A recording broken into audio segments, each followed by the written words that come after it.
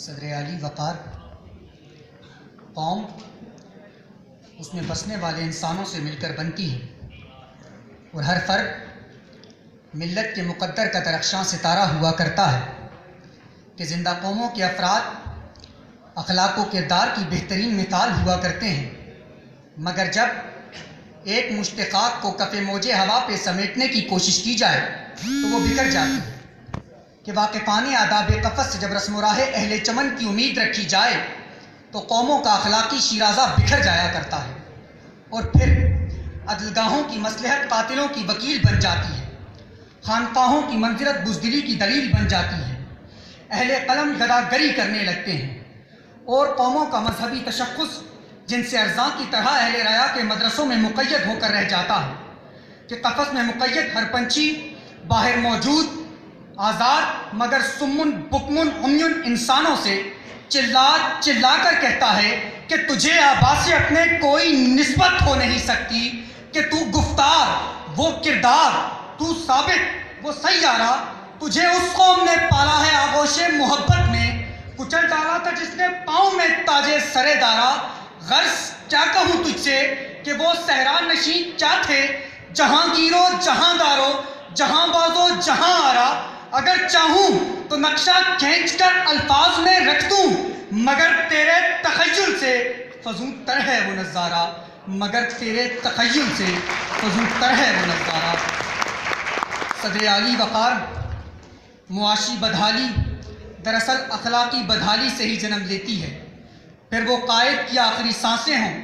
یا سکوت ڈھاکہ کے وقت ایوانوں میں سرنگوں سراہیاں، وہ کسی وڈیرے کی فصلوں کے لیے قربان ہوتے غریب کسان ہوں یا پھر کسی وڈیرے کے حفاظتی دستے کے نیچے کتلی جانے والی معصوم بسمہ، وہ پھر محسن پاکستان کا پس زندان چہرہ ہو یا پھر امریکہ کے آہنی پنجرے میں مقید کوئی یافیہ صدیقی، ان سارے حادثات کو مد نظر رکھتے ہوئے میرا آپ سے اور اس باشعور ایوان سے سوال ہے کہ ان میں سے کون سا مسئلہ معاشی تھا، اور اگر نہیں تو پھر مجھے آپ کو اس باشعور ایوان کو یہ تسلیم کرنا پڑے گا کہ گزشتہ 7 دہائیوں سے ہم معاشی نہیں بلکہ اخلاقی بدحالی کا شکار ہیں، اور اس سے بڑی اخلاقی بدحالی کی مثال کیا ہو؟ علی وقار اس سے بڑی اخلاقی بدحالی کی مثال کیا ہو کہ یہاں خدیجہ بی بی انصاف کے لیے در بدر کی ٹھوکریں کھاتی ہے اور شہر قائد کی سڑکوں پر کسی نادیہ کی عصمت اس لیے لٹتی ہے کہ اس نے ارباب اختیار کے سامنے سر اٹھانے کی جرت کی کہ اہل ثروت کی یہ تجویز ہے، سرکش لڑکی سر مقتل تجھے کوڑوں سے نچایا جائے، اور ناچتے ناچتے ہو جائے جو پائل خاموش، پھر نہ تعزیز تجھے ہوش میں لایا جائے، تجھ کو انکار کی جرت جو ہوئی تو کیوں کر سایہ شاہ میں اس طرح کیا جاتا ہے، کیونکہ ناواقف آداب غلامی ہے ابھی، رقص زنجیر پہن کر بھی کیا جاتا ہے، رقص زنجیر پہن کر بھی کیا جاتا ہے۔ اور اگر ابھی تمہارا ضمیر نہیں جاگا تو تمہیں قسم